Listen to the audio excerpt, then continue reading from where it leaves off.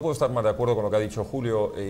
Como candidato a la alcaldía de Madrid nos hemos reunido con distintas asociaciones de taxis y en todas llegan a la misma situación, que la has puesto muy bien, Julio, en la medida en que es un sector muy profesional, es un sector que está sometido a todo tipo de regulaciones, es un sector que en la dificultad económica está intentando salir adelante y realmente está haciendo un servicio extraordinario que es reconocido salvo excepciones, como en todos los sectores, que es reconocido por la mayoría de los madrileños, y es un sector que tiene que soportar una importante carga fiscal. Por eso nosotros llevamos la reducción importante del IVA en este sector de transporte. Pero es verdad que se encuentra con algo que es el intrusismo profesional, lo que es la piratería, y esto hay que combatirlo, porque claro, o jugamos todos con las mismas reglas, como decía Julio, o entonces esto no vale, porque si unos tienen que ser profesionales sometidos a todo tipo de controles, desde el propio vehículo, que tiene que tener unas características, el propio carnet que necesitan para poder funcionar, las inspecciones, las regulaciones, y hay otros que lo tienen todo, a veces no es tanto que no es que esté prohibido, sino simplemente que hay un limbo legal, es alegal, y entonces algunos entran en los sectores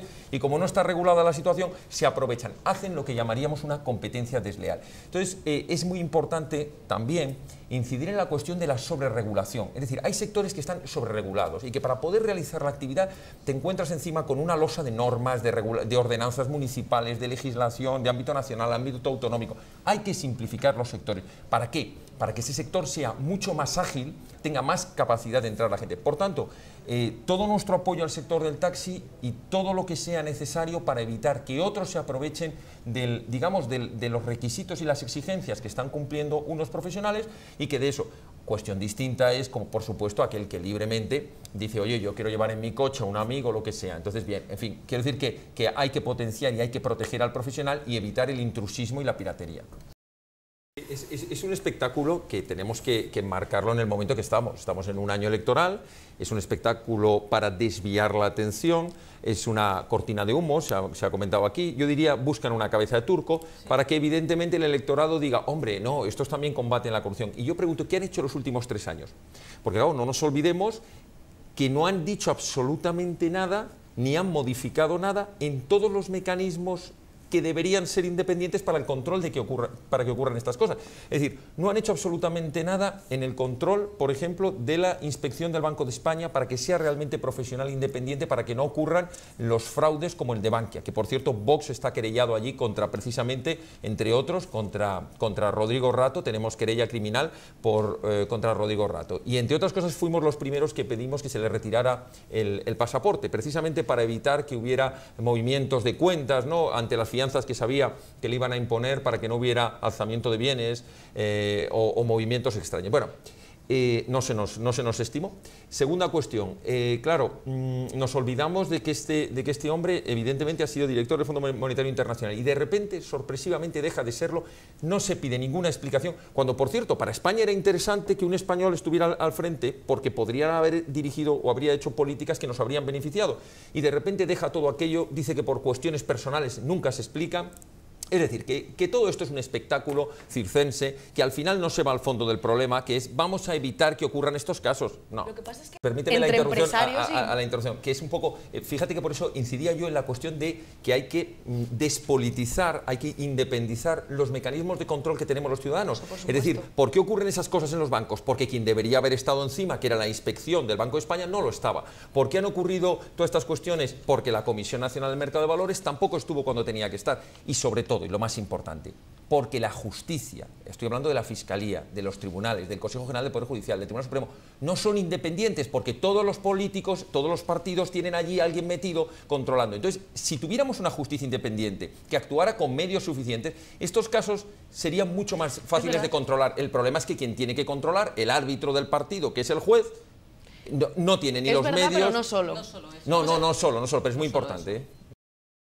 Noelia, por ir al grano en las medidas, los 4 bloques que desde Vox estamos defendiendo para intentar evitar, o las medidas que consideramos fundamentales, algunas ya las he adelantado, una de ellas es en materia administrativa, en los mecanismos de control administrativos. Hablamos de la inspección del Banco de España, hablamos de la Comisión Nacional del Mercado de Valores, hablamos de la Inspección General del Estado y hablamos de todas las medidas que desde el punto de vista, la intervención de las administraciones locales y administraciones administraciones públicas, todos los mecanismos que tiene la administración para supervisar que el gasto público no se desvíe en casos de corrupción. Segundo fundamental, políticas de transparencia. Nosotros vamos a implementar en todas aquellas administraciones que lo podamos y vamos a defender la transparencia en las cuentas públicas. Transparencia que hoy en día con los sistemas informáticos que tenemos puede estar perfectamente en las páginas web de los ayuntamientos, los ingresos, los gastos. Otra cuestión importantísima en la transparencia, una nueva ley de contratación de las administraciones públicas. Para todo aquel que quiera contratar con una administración pública, se vea con luz y taquígrafo cuáles son las mejores ofertas, cuál es el que da el mejor servicio al mejor precio y podamos constatar y decir, oye, ¿y cómo se lo está llevando este? ¿Por qué le han dado a este si resulta que es el servicio peor o más caro? Ah, es que resulta que es amigo del alcalde o es amigo del concejal. Tercero bloque, los que tienen que ver con la justicia, que ya hemos hablado. Es fundamental que la Fiscalía General del Estado y todos los demás fiscales que actúan jerárquicamente sean absolutamente independientes del gobierno, para que así la Fiscalía Anticorrupción, la Fiscalía de Delitos Monetarios, todas las fiscalías especializadas puedan actuar sin que haya cortapisas del gobierno de turno. Y por supuesto, muy importante, que el Consejo General del Poder Judicial, donde todos los jueces tienen el control, no puede estar controlado por los políticos, porque es que si está controlado por los políticos, ¿quién controla al controlador? Y el cuarto y último bloque es el que se refiere a los bienes de los... Ahí hay que actuar directamente. Primero, con respecto a los políticos, nosotros proponemos que se les exija al inicio del mandato una declaración completa de todos sus bienes. Pero ojo, después, cuando salen del puesto, se hace la comparativa. Y entonces se dice, oiga, ¿cómo ha entrado usted teniendo 100 y sale ahora con... Existe ya, ¿eh? No, vamos a ver, existe ya, los ayuntamientos lo tienen. La declaración. También hay que ser sinceros con las actuaciones que ya están hechas. Pero vamos a ver. Haces tu declaración de bienes antes y cuando te sales pero permíteme, el problema es que no se hace la comparativa, de decir, oiga, el incremento patrimonial que usted ha tenido en relación al sueldo que ha tenido, ¿dónde está? Entonces ahí se abra una investigación, porque no es posible que con un sueldo X haya pasado usted de tener 100 a tener 500. Y la última cuestión, que es en relación a los partidos políticos, que creo que lo estabas comentando, nosotros proponemos... No, está dentro del bloque, está dentro del bloque también del control del gasto público, que es, nosotros proponemos la supresión de cualquier tipo de subvención a partidos políticos, a sindicatos y a organizaciones empresariales, de tal manera que sean los propios afiliados los que, como es su dinero, ya van a tener mucho cuidado en que no se produzcan desviaciones. Entonces serán las empresas las que controlen los partidos políticos y las subvenciones de otra manera. El que quiera, el que quiera. El que quiera, el afiliado que quiera pagar. Es más complicado si queremos que tenga representación. El afiliado. Es que salvo las encuestas, y es verdad que las encuestas, yo quiero hacer una cuestión previa, ¿no? Se dice que las encuestas, en primer lugar, son cocinadas, son preparadas. Últimamente estamos acostumbrados a que todos los días hay encuestas, lo cual nos hace pensar que a lo mejor no se elaboran con el rigor que debieran.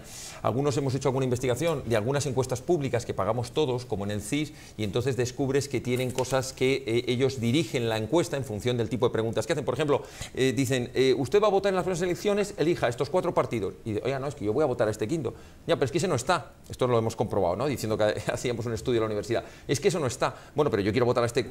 Estoy refiriendo a Vox en concreto. ¿Qué dicen las encuestas de Vox? Sí, no, dicen, no, me está pareciendo que las del CIS, como no preguntan, nunca estás en las encuestas. ¿Y en las vuestras elaboráis? Nosotros no tenemos capacidad de pagar impuestos, encuestas directas, lo que hacemos son estudios en base a los resultados que tuvimos en las europeas. Bueno, iba primero esta cuestión, que las encuestas al final se han convertido actualmente en una forma de teledirigir de alguna forma la opinión pública, porque hay muchos ciudadanos que sabemos que si le dicen que un determinado partido va a sacar un alto resultado, es como que se anima. Es decir, hay un efecto llamada, y si por el contrario te dicen en esta comunidad autónoma o en este ayuntamiento no va a sacar votos, es como que, uy, no voy a tirar mi voto, voy a votar a otra opción. Esto del voto útil que hemos oído tantas veces, ¿no? Y esto se dirige con las encuestas, que es lo que el ciudadano puede percibir. Segunda cuestión, yo creo que sí que evidentemente lo que está claro y es evidente que el viejo modelo de partidos, que yo no estoy de acuerdo que sea bipartidismo, yo lo que creo que ha habido en España durante 30 años ha sido cuatripartidismo. Estaba el Partido Popular o el Partido Socialista y luego tenían o al PNV o a Convergencia y Unión. Si nos fijamos, siempre se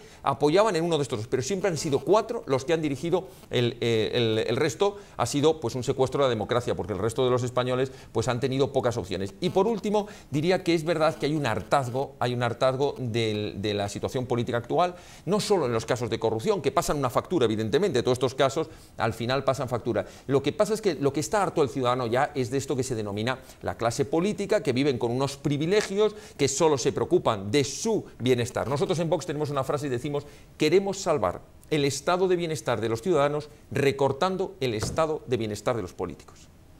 Sí, es un tema muy delicado porque además siempre se incide en lo mismo, siempre vamos a las consecuencias, nunca se va a las causas. Nosotros incidíamos en aquel programa, y hoy lo repito, creemos que es fundamental... Pero con brevedad, por favor. Con brevedad absoluta. Es fundamental por parte de la Unión Europea tomar conciencia de que para evitar el tráfico ilegal de personas, el tráfico de la explotación por las mafias, es necesario que no exista la necesidad de saltar, de tirarte al mar prácticamente huyendo de conflictos, huyendo del subdesarrollo.